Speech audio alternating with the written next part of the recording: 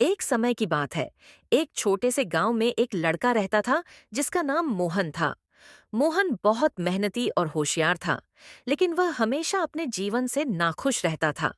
वह हमेशा सोचता था कि उसके पास दूसरों के जैसी अच्छी चीजें क्यों नहीं है। उसके दोस्त के पास नया साइकिल था, तो वह उससे जलता था। किसी के पास अच्छे कपड़े थे, तो वह उसके बारे में सोचकर दुखी होता था। एक दिन गांव में एक साधु आए।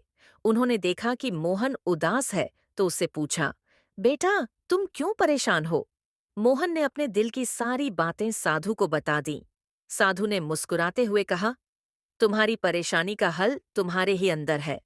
साधु ने मोहन को एक छोटी सी कहानी सुनाई। उन्होंने कहा, एक बार एक गरीब किसान था जिसके पास सिर्फ एक छोटा सा खेत था। वह हमेशा सोचता था कि उसके पास और ज्यादा जमीन होती तो वह खुश होता। एक दिन उसे एक बुद्धिमान व्यक्ति ने बताया कि यदि वह सुबह से शाम तक जितनी जमीन पर चल सकता है, वह सारी जमीन उसकी हो जाएगी। किसान खुश होकर सुबह जल्दी उठा और जमीन नापने लगा। वह पूरे दिन चलता रहा और जितना हो सके उतनी जमीन नापी।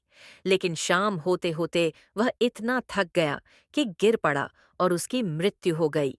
साधु ने समझाया, खुशी हमारे पास जो है उसे स्वीकार करने में है, न कि दूसरों से तुलना करने में। तुम्हारी सोच ही तुम्हारा जीवन बनाती है। यदि तुम सकारात्मक सोचोगे और जो तुम्हारे पास है उसमें संतुष्ट रहोगे, तो तुम्हारा जीवन खुशहाल होगा। मोहन ने साधु की बात समझी और अपने जीवन के प्रति उसका दृष्टिकोण बदल गया।